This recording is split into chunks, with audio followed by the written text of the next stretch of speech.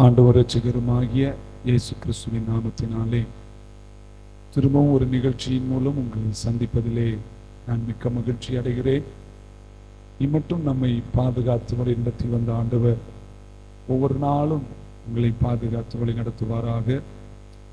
அவரிடத்தில் யாதொரு வேற்றுமையும் இல்லை, யாதொரு பட்சபாதமும் இல்லை. எல்லா சூழலிலும் கூட இருந்து நம்மை பாதுகாத்து வழி நடத்துகிறவர். இந்த நாளிலும் உங்களோடு சில வார்த்தைகளை வேத வசனத்திலிருந்து உங்களோடு பேசி நாம் ஜெபிக்க இருக்கிறோம். இந்த நாளிலும் உங்களோடு வேதத்திலிருந்து நாம் எல்லாரும் கிறிஸ்துவுக்குள் எப்படிப்பட்டவர்கள் என்பதை நாம் தியானித்து ஜெபிக்க போகிறோம்.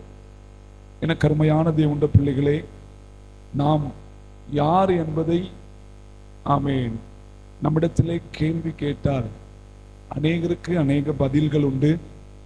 நாம் யார் என்பதை ஆமென் மற்றவரிடத்தில், நமக்கு தெரிந்தவரிடத்தில் போய் கேட்டால் ஆமென் அவர்களுக்கு அநேக பதில்கள் சொல்ல இருக்கலாம்.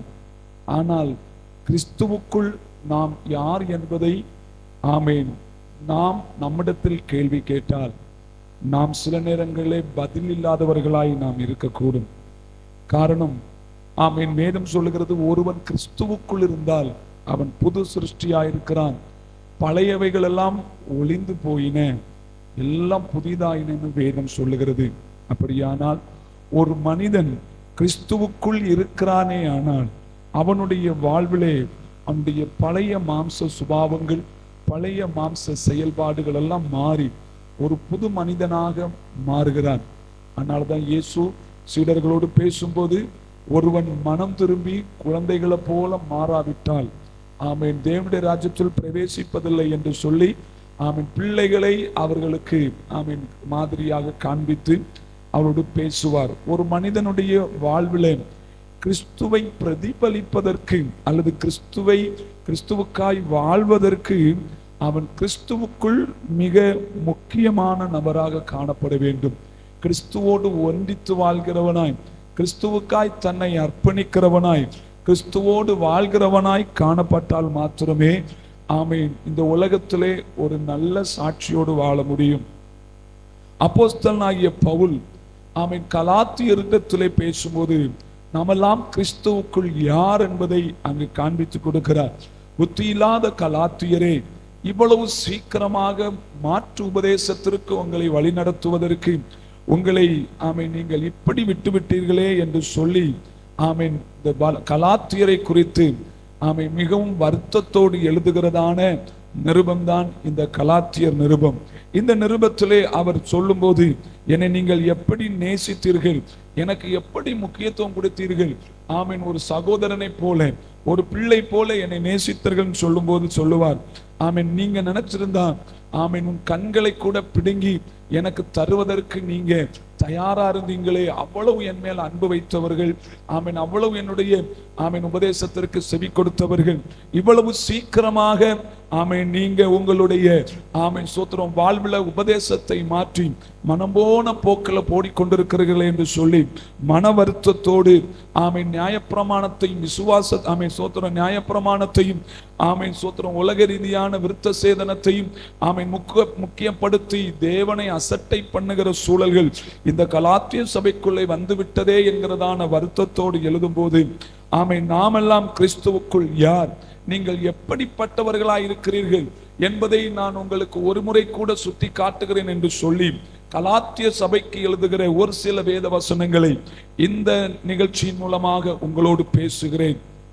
இந்த வார்த்தைகளை கேட்டுக்கொண்டிருக்கிற எனக்கு அருமையான தேவனுடைய பிள்ளைகளே, கிறிஸ்துவுக்குள் நீங்கள் யாராய் இருக்கிறீர்கள், எப்பேற்பட்ட நிலைமையில் நீங்கள் இருக்கலாம். எல்லாராலும் ஒதுக்கப்பட்டவர்களாய், ஆமென் வேண்டாதவர்களாய், ஒன்றுக்கும் உதவாதவர்களாய், பிரயோஜனமற்றவர்களாய் உலகத்தார் உங்களுக்கு சான்றிதழ் கொடுத்தாலும் கர்த்தருக்குள் அல்லது கிறிஸ்துவுக்குள் நீங்கள் எப்படி இருக்கிறீர்கள் என்பதை ஆமென் இன்றைக்கு நீங்கள் புரிந்து கொண்டு உங்கள் ஆவிக்குரிய வாழ்க்கையை திரும்பவும் ஒரு விசை கட்டுவதற்கு கர்த்தர் உங்களுக்கு உதவி செய்வாராக. ஆமென். சற்று நேர சிந்தனைக்காக உங்களோடு பேச எடுத்துக்கொண்ட வேத பகுதி கலாத்தியருக்கு எழுதின நிருபம் 3வது அதிகாரம் அதனுடைய 26வது வசனத்திலிருந்து 29வது வசனம் வரைக்கும் நான் உங்களோடு சொல்லி ஆமென் நான் ஜெபிக்கலாம் என்று ஆசைப்படுகிறேன். கிறிஸ்துவுக்குள் நாம் யார்? கிறிஸ்து நம்மை எதற்காக தெரிந்து கொண்டார்? கிறிஸ்துனுடைய ஆமென் பாடுகள், கிறிஸ்துனுடைய ரத்தம் சிந்துதல், கிறிஸ்துனுடைய ஆமென் உயிர்ப்பு, இவைகளெல்லாம் எதற்காக? இவைகளெல்லாம் வீணாய் போகாதபடி நம்முடைய வாழ்விலே நாம் யார் என்பதை புரிந்து கொள்ளுகிறதான ஒரு அனுபவத்தை கர்த்தர் நமக்கு தருவாராக. கலாத்தியர்கள் நிருபத்தினுடைய 3வது அதிகாரம் 26வது வசனம் இப்படி சொல்லுகிறது, நீங்கள் எல்லாரும் கிறிஸ்து இயேசுவை பற்றி விசுவாசத்தினால் தேவனுடைய புத்திரராய் இருக்கிறீர்கள். அப்போஸ்தலனாகிய பவுல் கலாத்தியரை பார்த்து சொல்லுகிறார், கலாத்தியரே, கிறிஸ்துவின் மேல் இருக்கிற விசுவாசத்தின் நிமித்தமாக நீங்கள் தேவனுடைய பிள்ளைகளாயிருக்கிறீர்கள். யோவான் 1வது அதிகாரத்தில் இப்படி சொல்லுகிறது, ஆமென், தேவனுடைய குமாரனாகிய கிறிஸ்துவை விசுவாசிக்கிறவன் ஆமென் எவனோ அவன் கெட்டு போகாமல் தேவனுடைய பிள்ளைகளாகும்படி அவர் உலகத்திற்கு கிறிஸ்துவை அனுப்பி அவருடைய அன்பை வெளிப்படுத்தினார். அவரை ஏற்றுக்கொண்டவர்கள் எத்தனை பேர்களோ அத்தனை பேர்களும் ஆமென் ஸ்தோத்திரம் தேவனுடைய பிள்ளைகளாகும்படி அதிகாரம் கொடுத்திருக்கிறார் என்று வேதம் சொல்லுகிறது. அவரை கிறிஸ்துவை ஏற்றுக்கொண்டவர்கள் எத்தனை பேர்களோ அத்தனை பேர்களும் தேவனுடைய பிள்ளைகளாகும்படி அதிகாரத்தை கொடுத்திருக்கிறார். ஆமென். அப்படியானால் இயேசுவை விசுவாசிக்கிற நாம் தேவனுடைய பிள்ளைகளாயிருக்கிறோம். அதனால தான் 4வது அதிகாரத்துல நம்ம வாசிக்கும் போது 6வது வசனம் இப்படி சொல்லுகிறது, அப்பா பிதாவே என்று கூப்பிடத்தக்கதாக தேவன் தமது குமாரனுடைய ஆவியை உங்கள் இருதயத்தில் அனுப்பி இருக்கிறார். ரட்சிப்பை பெற்று இயேசுவை ஏற்றுக்கொண்டு ஆமென் பாவங்களை அறிக்கையிட்டு யாரெல்லாம் ரட்சிப்பின் அனுபவத்தை பெற்றுக்கொண்டு ஞானஸ்நானம் எடுத்து தங்களுடைய வாழ்வை கிறிஸ்துவுக்காக ஆமென் அர்ப்பணித்திருக்கிறார்களோ அவர்களை குறித்து கர்த்தர் சொல்லுகிறார், ஆமென், நீங்கள் தேவனுடைய பிள்ளைகள், நீங்கள் தேவனுடைய பிள்ளைகள். ஆமென். நாம் தேவனுடைய பிள்ளைகளாக இருக்க சீக்கிரத்தில் நாம் வேறு உபதேசத்திற்கு நேராக அல்லது கிறிஸ்துவை விட்டு தூரம் படுத்துகிற அநேக கிரியைகளுக்கு ஆமென் தூரமாக நம்முடைய வாழ்வை ஒப்பு கொடுத்து விட்டோமே என்கிறதான ஏக்கத்தின் ஆமென் கூக்குரலாகத்தான் ஆமென் பவுல் ஆமென் கலாத்திய சபைக்கு வேதனையோடு ஆமென் தந்த நிருபத்தை எழுப்புகிறார். நீங்கள் யார்? நீங்கள் யார்? கிறிஸ்துவின் மேல் வைத்திருக்கிற விசுவாசத்தின் நிமித்தமாக தேவனுடைய பிள்ளைகளாயிருக்கிறீர்களே.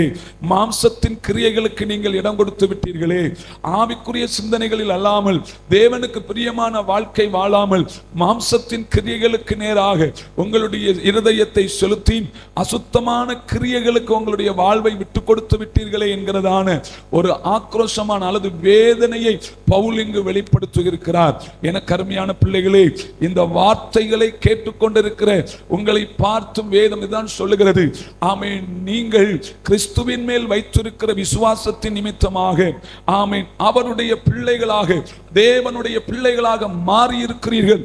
ஆனால் சில சமயங்களே அவருடைய பிள்ளைகள் என்பதை மறந்து தேவனுக்கு பிரியமில்லாத காரியங்களை ஆமென் நாம் செய்து கொண்டு தேவ மகிமை அற்றவர்களாகி நம்முடைய இருதயங்களிலே இருளடைந்து தேவனை விட்டு தூரம் போகிற காலகட்டத்திலே நாம் இருந்து கொண்டிருக்கிறோம்.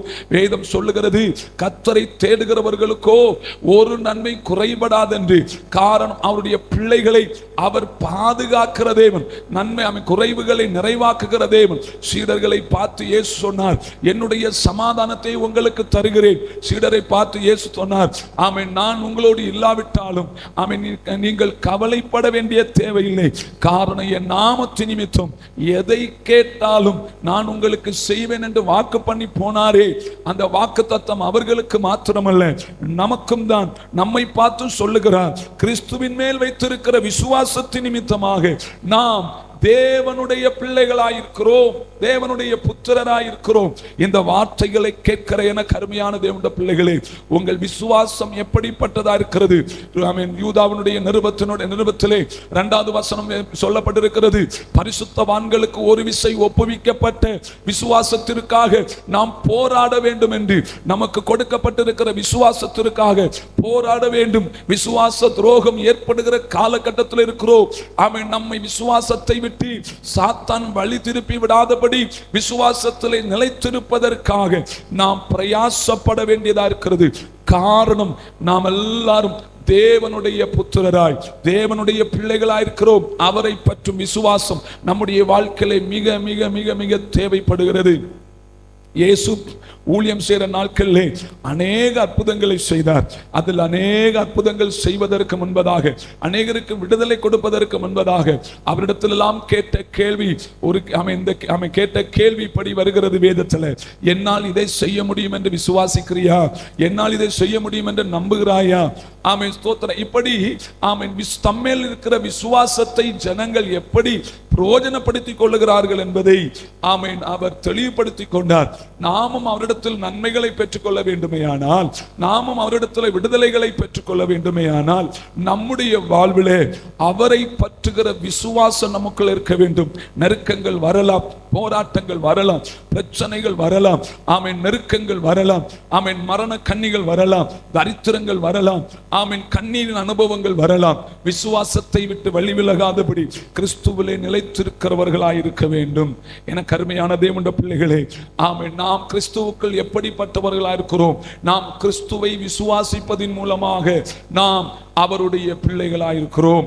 நாம் கிறிஸ்துவை விசுவாசிப்பதன் மூலமாக நாம் தேவனுடைய பிள்ளைகளாயிருக்கிறோம். இரண்டாவது, ஆமென், அதே கலாத்தியர் 3வது அதிகாரம் அதனுடைய 27வது வசனம் இப்படி சொல்லுகிறது.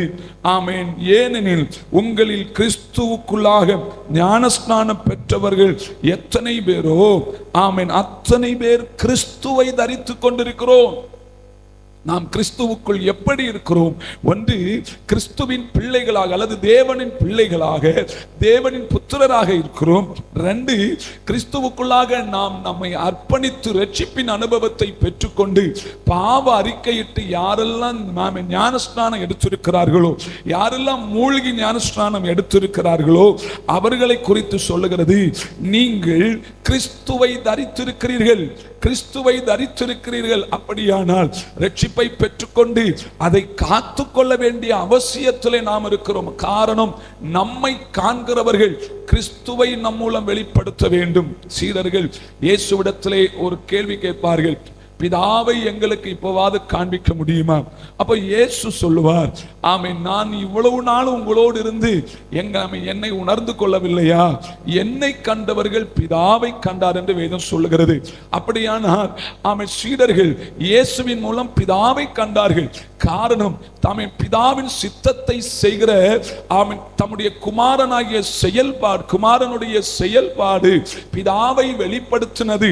அதே போல ஒவ்வொரு ஆவிக்குரிய மனுஷனுடைய வாழ்க்கையிலும், ஒவ்வொரு கிறிஸ்தவனுடைய வாழ்க்கையிலும் எப்படி கிறிஸ்துவை வெளிப்படுத்த வேண்டும் என்றால், ஆமென், கிறிஸ்துவனுடைய திட்டத்தையும் கிறிஸ்துவனுடைய சித்தத்தையும் கிறிஸ்துவனுடைய குணாதிசயங்களையும் யார் ஒருவர் வெளிப்படுத்துகிறார்களோ அவர்களை, ஆமென், ஸ்தோத்திரம், அவர்கள் மூலம் கிறிஸ்து தம்மை வெளிப்படுத்துகிறார்.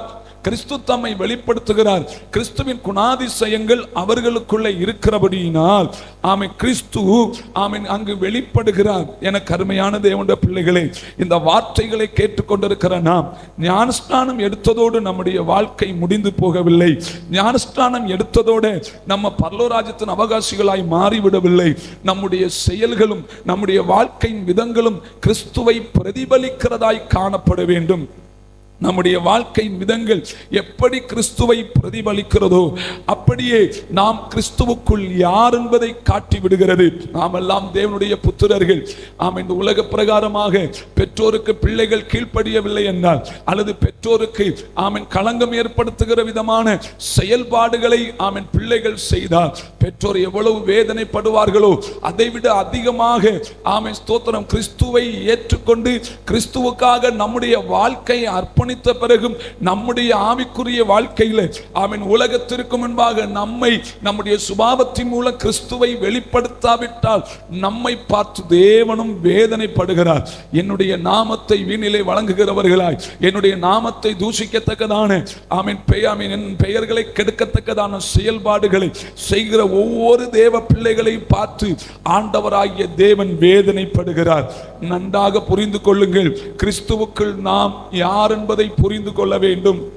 கலாத்திய சபைக்கு சொல்லுகிறார், நீ மாற்று உபதேசத்திற்குள்ளே போய்விட்டாய், மாயமான உபதேசத்திற்குள்ளே நீ பிடிக்கப்பட்டு விட்டாய். ஆனால் ஆமென், நீ யார் என்பதை உணர்ந்திருந்தால், ஆமென், கலாத்திய சபையே, உன்னை யாராலும் கிறிஸ்துவின் அன்பை விட்டு பிரித்திருக்க முடியாது.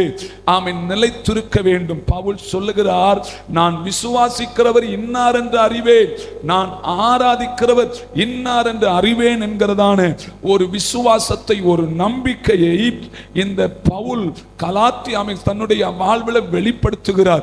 வெளிப்படுத்துகிறது மாத்திரமல்ல, அதன்படி கிறிஸ்துவுக்காக நிலைத்திருக்கிறார்.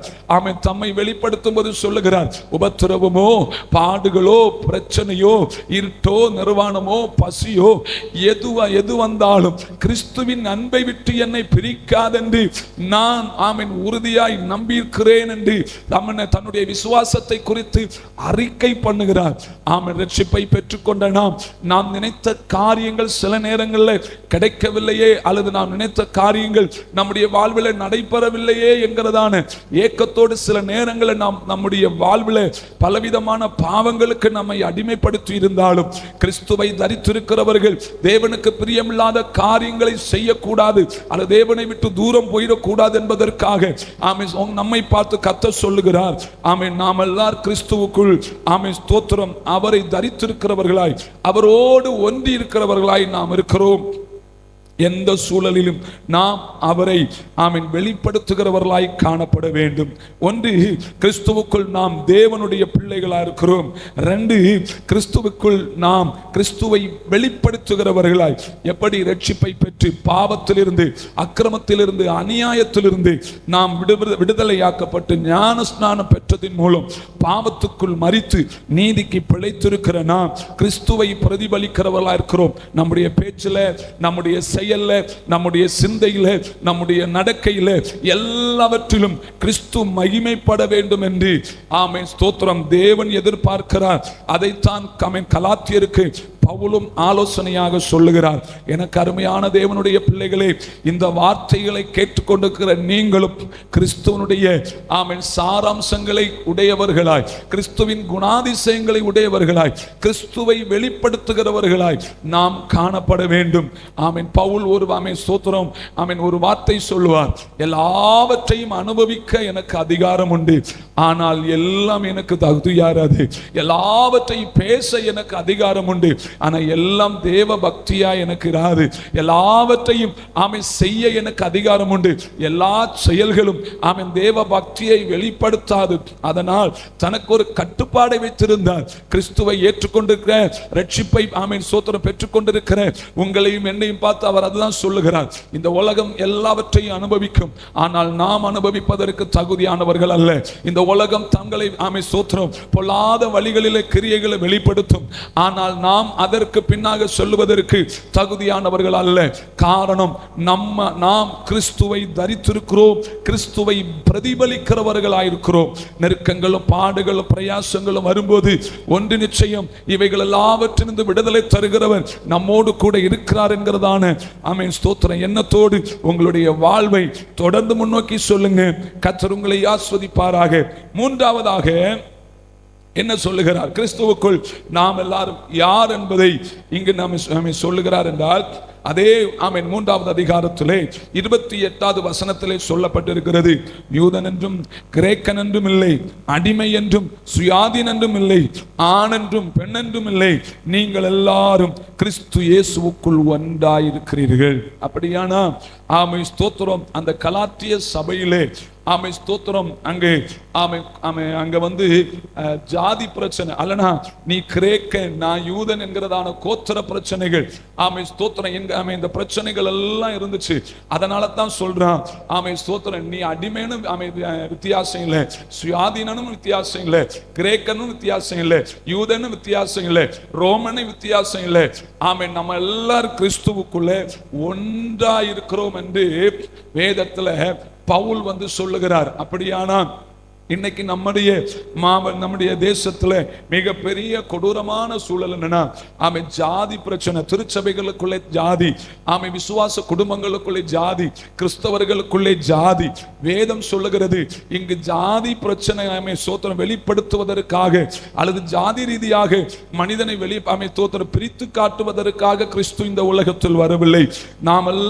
நமக்கெல்லாருக்கும் ஜாதி ரீதியாக கிறிஸ்து ரட்சிப்பை தரவில்லை. ஜாதி ரீதியாக பரலோகத்தில் இடமும் அவர் ஒதுக்கவில்லை. நாம் எல்லாரும் கிறிஸ்துவுக்குள் ஒன்றாயிருக்கிறோம். ஆண் என்றும் இல்லை, பெண் என்றும் இல்லை, யூதன் என்றும் இல்லை, கிரேக்கன் என்றும் இல்லை. நாம் எல்லாரும் கிறிஸ்துவுக்குள்ளே ஒன்றாயிருக்கிறோம். எனக்கு அருமையான தேவனுடைய பிள்ளைகளே, இந்த வார்த்தைகளை கேட்டுக்கொண்டிருக்கிற உங்களையும் என்னையும் பார்த்து சொல்லுகிறார் ஆண்டவமே பவுல், நாம் எல்லாரும் கிறிஸ்துவுக்குள் ஒன்றாயிருக்கிறோம். ஜாதி பார்க்கிறவன் கிறிஸ்துவுக்குள் ஒன்றாயிருக்க முடியாது. உயர்வு தாழ்வு பார்க்கிறவன் கிறிஸ்துவுக்குள் ஒன்றாயிருக்க முடியாது. மொழி வித்தியாசம் பார்க்கிறவன் சோத்திர கிறிஸ்துவுக்குள் ஒன்றாயிருக்க முடியாது. காரணம், கிறிஸ்து எல்லாரையும் சரிசமமாய் பார்த்தார். நாம் மத்தேயு சுவிசேஷத்திலே மார்க் லூக்கா யோவான் எழுதின சுவிசேஷத்திலே நாம் வாசிக்கும் போது பாவிகளோடு இயேசு போஜனம் பண்ண உட்கார்ந்து இருக்கும் போது பரிசேயர் வந்து சீடர்களோடு வாக்குவாதம் பண்ணுவார்கள். ஏன் உங்களுடைய போதகர் ஆயக்காரரோடும் பாவிகளோடு உட்கார்ந்து இருக்கிறார்கள்? இயேசு பந்தி இருக்கும் போது சோத்திரம் மத்தேயுடைய வீட்டிலே பந்தி இருக்கும் போது ஒரு ஸ்திரீ தன்னுடைய கையிலே கொண்டு வந்த வெள்ளை போலத்தால் இயேசுடைய பாதத்தை கழுவும் போது அங்கிருந்த சீடர்கள் தங்களுடைய மனதிலே முறுமுறுப்பார்கள். ஸ்தோத்திரம்.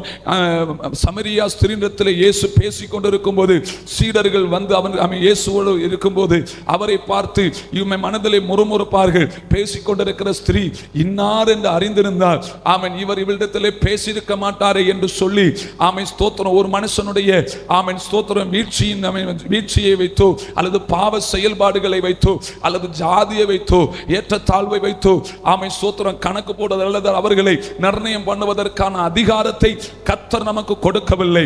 நாம் எல்லாரும் தேவனுடைய பிள்ளைகளா இருக்கிறோம். கிறிஸ்துவை தரித்திருக்கிறோம். கிறிஸ்துவுக்குள் நாம் எல்லாரும் ஒன்றாயிருக்கிறோம்.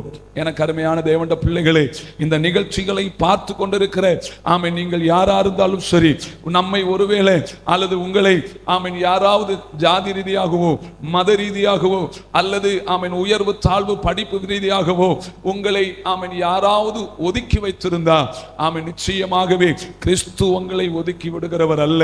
உங்களுடைய பிரச்சனைகள் மூலம், உங்களுடைய நெருக்கத்தின் மூலம், உங்களுடைய போராட்டத்தின் நிமித்தமாக நம்முடைய வாழ்வினால் யாருக்கும் நன்மை இல்லை என்று சொல்லி யார் ஒதுக்கி வைத்திருந்தாலும் கிறிஸ்து உங்களை ஒதுக்கி வைக்கவே மாட்டார். தேவன் உங்களை ஒதுக்கி வைக்கவே மாட்டார். காரணம், நம்ம எல்லாரையும் அவருடைய பிள்ளைகளாகும்படி அழைத்திருக்கிறார். அவரை ஏற்றுக்கொண்டு அவரை விசுவாசித்து அவருக்காக நம்முடைய வாழ்வை அர்ப்பணிக்கும் போது அவர் நம்மை அவருடைய பிள்ளைகளாக ஏற்றுக்கொண்டு ஸ்தோத்திரம் அவரை தரித்துக் கொண்டவர்களாய் அவருக்குள் ஒன்றாய் இருப்பதற்காக நம்மை அழைத்திருக்கிறார். எனக்கு அருமையான தேவனுடைய பிள்ளைகளே, கலாத்திய சபைக்கு சொல்லுகிறது மாத்திரமல்ல, உங்களை பார்த்து சொல்லுகிறார், கிறிஸ்துவுக்குள் நீங்கள் யார்? கிறிஸ்துவுக்குள் நீங்கள் யார்? ஒவ்வொரு நாளும் ஒவ்வொரு நிமிடங்களும் நாம் ஸ்தோத்திரம் புரிந்து கொள்ள வேண்டிய ஒன்று, நான் யார்? நான் கிறிஸ்துவுக்குள் யார்? ஒரு மனிதனிடத்தில் பேசும்போதானாலும் சரி, அல்லது நாம் வெளியே போகும்போதானாலும் சரி, அல்லது நாம் தேவ சபையிலே நம்முடைய செயல்களை வெளிப்படுத்தும் போதும் சரி, நம்முடைய ஊழியத்தை வெளிப்படுத்தும் போதும் சரி, எந்த இடத்திலும் நம்மை வெளிப்படுத்துவது அல்ல, கிறிஸ்துவை வெளிப்படுத்துவதற்காகவே. கிறிஸ்து தேவனுடைய பிள்ளை புத்திரராய் இருக்கிறபடியால், குமாரனாய் இருக்கிறபடியால் அவரை விசுவாசிக்கிற நாம் அவருடைய தேவனுடைய பிள்ளைகளா இருக்கிறோம். அவரை தரித்திருக்கிறோம். நாம் எல்லாரும் கிறிஸ்து இயேசுவுக்குள் ஒரே சரீரமா இருக்கிறோம். ஸ்தோத்திரம். அதனாலதான் பவுல் சொல்லுவார், நாம் எல்லாரும் கிறிஸ்துவுக்குள் ஒரே சரீரம். கிறிஸ்து தலையா இருக்கிறார், நாம் எல்லாரும் அவயவங்களா இருக்கிறோம். கை வந்து காலை பார்த்து நீ எனக்கு வேண்டியதில்லை என்றும், கால் வந்து கையை பார்த்து நீ எனக்கு வேண்டியதில்லை என்று சொல்ல முடியாது. ஒரு மனிதனுடைய முழு சரீரத்தினுடைய அழகே அவனுடைய அவயவங்களுடைய பூரண ஸ்தோத்திரம் வளர்ச்சியும் பூரணமான செயல்பாடும் மாத்திரமே அவனுடைய சரீரத்தினுடைய ஒரு அழகை வெளிப்படுத்துகிறது. அதே போல கிறிஸ்துவ நமக்கு தலையா இருந்து நாம் அவருடைய அவயவங்களா இருந்து நாம் அவருக்குள் ஒன்றாயிருந்தால் மாத்திரமே கிறிஸ்துவனுடைய ராஜ்யத்தை இந்த உலகத்திலே நாம் கட்ட முடியும். ஆமென். நான்காவதாக ஆமென் இங்கு சொல்லப்படுகிறது, கிறிஸ்துவுக்குள் நாம் யார் என்றால் 29வது வசனம் சொல்லுகிறது, நீங்கள் கிறிஸ்துவனுடையவர்களானால் ஆபிரகாமின் சந்ததியாராயும் வாக்குத்தத்தத்தின்படி சுதந்திரராயும் இருக்கிறீர்களே. அப்படியானா நாம் கிறிஸ்துவனுடைய தேவனுடைய பிள்ளைகளாய் கிறிஸ்துவனுடையவர்களாய் நாம் இருந்தால் நாமும் ஆபிரகாமுடைய சந்ததியா இருக்கிறோம், ஆவிக்குரிய இஸ்ரவேலரா இருக்கிறோம். லோக்கா 19வது அதிகாரத்தில் சகையினுடைய வீட்டிற்கு கடந்து சொல்லும் போது சகையு தன்னுடைய பாவங்கள் எல்லாம் அறிக்கையிடுறான், செய்த அநியாயங்கள் எல்லாம் சொல்றான். நான் யார் இடத்துல அநியாயமா வாங்கினது உண்டானால் நாளத்தனையாக திரும்ப கொடுக்கிறேன் எல்லாம் சொல்லி தேவ சமூகத்தில் தன்னை அறிக்கையிடும் போது தேவன் ஆண்டவராய் இயேசு கிறிஸ்து அவனை பார்த்து சொல்லுகிறார், இவனும் ஆபிரகாமுடைய குமாரனா இருக்கிறான், இவனும் ஆபிரகாமுடைய குமாரனா இருக்கிறானே. அப்படியானால் ஆபிரகாமுக்கு கொடுத்த வாக்குத்தத்தம் அவனுடைய தலைமுறைகளுக்கு உண்டுமேயானால் ஆமென் ரட்சிப்பின் மூலமாக கிறிஸ்துவுக்குள் நாம் ஐக்கியப்பட்டு கிறிஸ்துவனுடைய தேவனுடைய பிள்ளைகளாய் இருப்போமேயானால், கிறிஸ்துவினுடையவர்களாய் இருப்போமேயானால் நாமும் ஆபிரகாமுடைய சந்ததியும் வாக்குத்தத்தத்தின்படியே சுதந்திரராயும் இருக்கிறோம். எனக்கு அருமையான தேவனுடைய பிள்ளைகளே, கர்த்தர் ஆபிரகாமுக்கு கொடுத்த வாக்குத்தத்தம் அவனுடைய தலைமுறைகளுக்கு மாத்திரமல்ல, ஆமென் நமக்கும் அந்த வாக்குத்தத்தம் நிறைவேறும். ஆமென். ஆபிரகாமிடத்திலே சொல்லும்போது பூமிக்குள்ள இருக்கிற சகல ஜாதிகளும் உனக்குள்ளே ஆசீர்வதிக்கப்பட்டிருக்கும் என்று ஆமென் ஸ்தோத்திரம் சொல்லப்பட்டிருக்கிறது. அதே போலதான் நம்முடைய வாழ்க்கையில ஆமென் நாம் ஆபிரகாமுடைய சந்ததியாய் இருக்கிறபடியினால் ஆமென் ஸ்தோத்திரம் அவனுக்கு கொடுக்கப்பட்ட வாக்குத்தத்தமும் நமக்கு கொடுக்கப்பட்டிருக்கிறது. அவனுக்கு நிறைவேறுகிற வாக்குத்தத்தமும் நமக்கு நிறைவேறுகிறது. நாம் ஆமென் அந்த வாக்குத்தத்தத்தை பற்றிக்கொள்ள வேண்டுமேயானால் நாமும் கர்த்தருக்குள் பல நன்மைகளை பெற்றுக்கொள்வதற்கு தகுதியுடையவர்களாய் இருக்க வேண்டுமேயானால் நாமும் கட்டளைகளுக்கும் நியாயப்பிரமாணங்களுக்கும் பிரமாணங்களுக்கும் ஆமென் கற்பனைகளுக்கும் நாம் கை கொள்ளுகிறவர்களாய் நம்மை காண்பிக்க வேண்டும் அல்லது கை கொள்ள வேண்டும். என்னால் மாத்திரமே நாம் தேவ சமூகத்திலே நன்மைகளை பெற்றுக்கொள்ள முடியும். ஆமென். எனக்கு அருமையான தேவனுடைய பிள்ளைகளே, இந்த வார்த்தைகளை கேட்டுக்கொண்டிருக்கிறேன் உங்களோடு கர்த்தர் சொல்லுகிற வார்த்தை ஆமென் ஸ்தோத்திரம், கிறிஸ்துவுக்குள் நீங்கள் தேவனுடைய பிள்ளைகளா இருக்கிறீர்கள், கிறிஸ்துவுக்குள் நீங்கள் ஆமென் கிறிஸ்துவை தரித்திருக்கிறவர்களா இருக்கிறீர்கள். ஆமென். கிறிஸ்துவுக்குள் நாம் எல்லாரும் ஒன்றாயிருக்கிறோம். ஆமென். கிறிஸ்துவுக்குள் ஆமென் நாம் ஆபிரகாமுடைய சந்ததியும் வாக்குத்தத்தத்தின்படி சுதந்திரருமாய் நாம் இருக்கிறோம். நமக்காக கர்த்தர் ஆமென் ஸ்தோத்திரம் அந்த அழிவில்லாத கானானை ஆமென் ஸ்தோத்திரம் நமக்காக ஆயத்தப்படுத்தின பின்பு அவரோடு கூட வாழ நம்மை சேர்த்துக்கொள்ள வருவார் என்கிற விசுவாசத்தோடு நாம் நம்முடைய வாழ்வை அர்ப்பணித்து நாம் கிறிஸ்துவுக்குள் யார் என்பதை புரிந்து கொண்டு அவருக்காய் வாழுவோம். கேட்ட வார்த்தையின்படி அவரை ஏற்றுக்கொண்டு பாவத்துக்கு மரித்து நீதிக்கு பிழைத்து இயேசுவே இரட்சகர் இயேசுவே ஆண்டவர் என்று அறிக்கையிட்டு பாவங்கள் எல்லாவற்றும் ஓய்ந்து பரிசுத்தமாய் வாழ்ந்து அவருக்குள் ஒன்றாகி ஆமென் அவருடைய சுதந்திரராய் தேவனுடைய பிள்ளைகளாய் மாறுவோம். நம்மை ஒப்பு கொடுப்போம். கர்த்தர் உங்களை ஆசீர்வதிப்பாராக. இந்த வார்த்தையின்படி கர்த்தர் நம்முடைய வாழ்வில் பெரிய காரியங்களை செய்யும்படியாய் ஒரு நிமிடம் கண்களை மூடி ஆண்டவரை நோக்கி பார்த்து ஜெபிக்கலாம். எங்களை அதிகமாய் நேசிக்கிற நல்ல ஆண்டவரே, இந்த மன மகிழ்ச்சியான இந்த ஆமென் அப்பா வேலைக்காக உம்முடைய சமூகத்தில் வருகிறோம். கேட்ட வார்த்தையின்படி ஒவ்வொரு நாளும் கிறிஸ்துவுக்குள் நாங்கள் யார் என்பதை புரிந்து கொண்டு ஆமென் பரிசுத்தமான வாழ்வை வாழ உம்மை ஏற்றுக்கொண்டு உம்மை அறிக்கை பண்ண உம்மை பிரதிபலிக்க ஆவிக்குள்ளான நல்ல ஒரு வாழ்வை வாழ கர்த்தர் எங்களுக்கு உதவி செய்யும்படியா ஜெபிக்கிறோம். ஆண்டவரே, இந்த வார்த்தைகளை கேட்டுக்கொண்டிருக்கிற இந்த ஜெபத்தில் இருக்கிற தம்முடைய பிள்ளைகளுடைய சமூகத்தில் ஒப்பு கொடுக்கிறோம். சாட்சியாய் நிற்க கர்த்தர் உதவி செய்வீராக. நெருக்கங்களும் பாடுகளும் பிரயாசங்களும் வரும்போது கிறிஸ்துவுக்குள் நிலைத்திருந்து உம்மை பிரதிபலிக்கிறவர்களாய் கர்த்தர் மாற்றுவீராக. கிருபைக்குள்ள மறைத்துக் கொள்ளுங்க, ஆசீர்வதிங்க. இயேசுவின் நாமத்தில் ஜெபிக்கிறோம் ஜெபங்கள் நல்ல பிதாவே, ஆமென் ஆமென். எனக்கு அருமையான தேவனுடைய பிள்ளைகளே, தொடர்ந்து கிறிஸ்துவுக்குள் வளர்ந்து பரலோக ராஜ்யத்தின் அவகாசிகளாய் மாறுங்க. கர்த்தர் உங்களை ஆசீர்வதிப்பாராக. ஆமென்.